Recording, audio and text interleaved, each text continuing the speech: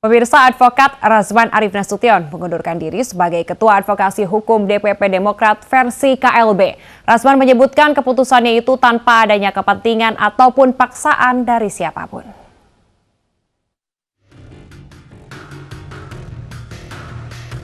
Setelah pemerintah menolak permohonan hasil Kongres Luar Biasa Partai Demokrat Sibulangit, pengacara Razman Arif Nasution memutuskan mengundurkan diri sebagai Ketua Advokasi Hukum dan Koordinator Tim Hukum dan Membela Partai Demokrat Kubu Muldoko. Dalam konferensi persnya, Razman menjelaskan beberapa alasan terkait pengunduran dirinya, diantaranya tak lengkapnya berkas KLB Sibulangit, adanya perbedaan pendapat hingga intervensi dari beberapa pihak. Razman juga menegaskan bahwa pengunduran diri ini tidak berdasarkan atas kepentingan kelompok ataupun paksaan dari pihak tertentu. Saya khawatir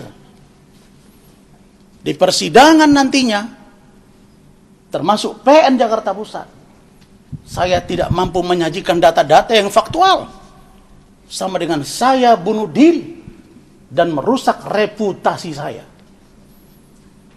Saya tidak tahu Pak Ketua Umum kami, Pak Muldoko, punya pikiran yang lain.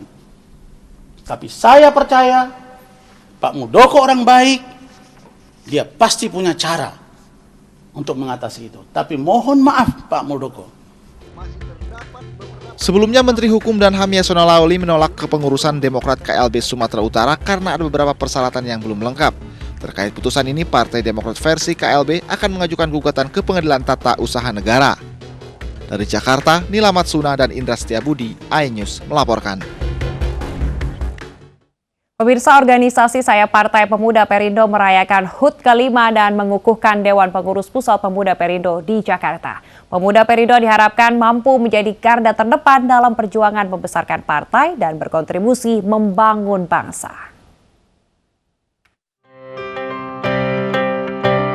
Pelantikan Dewan Pengurus Pusat dan perayaan HUT kelima organisasi Saya Pemuda Perindo dihadiri secara virtual oleh Ketua Umum Partai Perindo, Haritanu Sudibyo.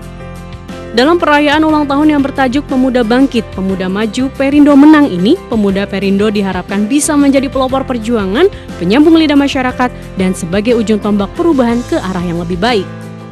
Saya Pemuda ini harus difungsikan maksimal ke depan untuk memperkuat basis partai dan juga sebagai tentunya tempat untuk mencari kader-kader partai ke depan, pimpinan-pimpinan partai ke depan, baik itu pengurus atau pimpinan di kabupaten kota ataupun itu pimpinan di provinsi ataupun itu pimpinan di DPP. Bahwa sebagai sayap tertua, sayap pertama di Partai Perindo, kita punya tanggung jawab moral untuk terus menunjukkan eksistensi kita sebagai garda terdepan dari Partai Perindo ini. Ini tanggung jawab moral kita sebagai kader pemuda. 35 orang pengurus pemuda Perindo telah resmi dilantik dan dikukuhkan. Harapannya organisasi sayap partai ini bisa terus bergandengan tangan dalam menjalankan visi dan misi partai untuk Indonesia maju dan sejahtera. Tim Liputan iNews melaporkan. Pemirsa, memasuki libur panjang akhir pekan, jalur menuju wisata Lembang di Bandung Barat padat. Kemacetan mulai mengular dari Jalan Sukajadi hingga objek wisata Lembang.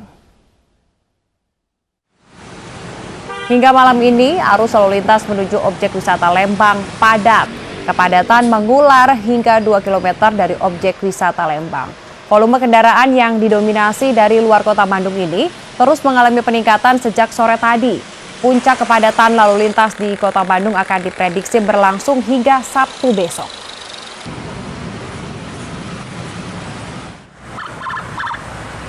Sementara itu, pemirsa, di ruas tol Purbalingga malam ini, arus lalu lintas di kilometer 82 Purwakarta arah Bandung terpantau ramai lancar. Arus masih didominasi oleh kendaraan bernomor polisi Jabodetabek.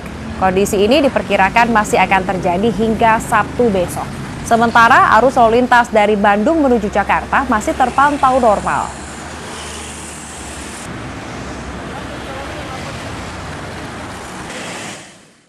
Pemirsa, ruas Simpang Gadok menuju Puncak malam ini terpantau padat. Rekayasa lalu lintas dengan sistem satu arah pun diberlakukan secara situasional. Dan berikut ini laporan dari Mainnya Mutiara serta juru kamera Irfan dan Seprio dari Bogor, Jawa Barat. Pemirsa, inilah suasana arus lalu lintas di Simpang Gadok, Kabupaten Bogor, Jawa Barat pada hari pertama libur panjang akhir pekan pada rangkaian peringatan Paskah. Kendaraan dari arah Jakarta menuju arah Puncak terpantau padat. Hal ini terjadi usai pemberlakuan sistem satu arah dari arah Puncak menuju Jakarta dihentikan sekitar pukul 18.30 waktu Indonesia Barat. Dan ketika one way atau sistem satu arah dibuka, maka lonjakan kendaraan terjadi dari arah Jakarta menuju ke Puncak. Padahal tempat-tempat wisata di kawasan Puncak Jawa Barat dipastikan tutup pada pukul 8 atau 20 waktu Indonesia Barat, namun diperkirakan kendaraan yang datang dari arah Jakarta dan didominasi oleh nomor polisi ibu kota ini akan bermalam ataupun menginap di kawasan Puncak, Jawa Barat. Simpang Gadok merupakan titik temu kendaraan dari tiga arah, yakni dari arah Jakarta, Ciawi, dan Cisarua Puncak. Nantinya jika kendaraan semakin melonjak dari arah Jakarta, maka sistem rekayasa lalu lintas atau pemberlakuan satu arah akan diberlakukan kembali. Sementara mungkin bagi Anda pemirsa di rumah yang bertanya-tanya bagaimana mekanisme untuk menuju ke kawasan Puncak pada masa PPKM ini, seluruh wisatawan diwajibkan untuk membawa surat rapid antigen atau keterangan negatif COVID-19, ataupun sekarang bisa juga untuk membawa surat hasil vaksinasi. Namun operasi yang tergelar oleh petugas gabungan menurut pantauan kami sejak pagi tadi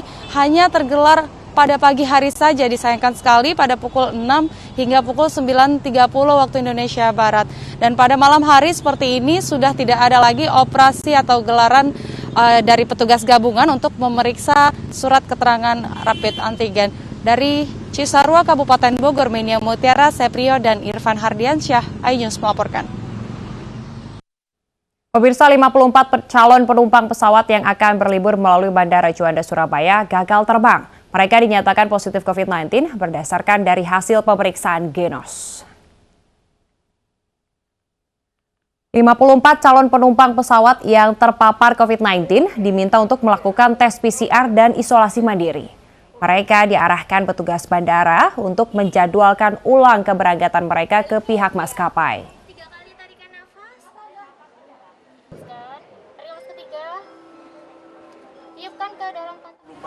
54 dari 344, jadi ada 290 yang negatif. Jadi kenapa ini positif cukup tinggi, karena tingkat dari alat Genos sendiri itu cukup sensitif.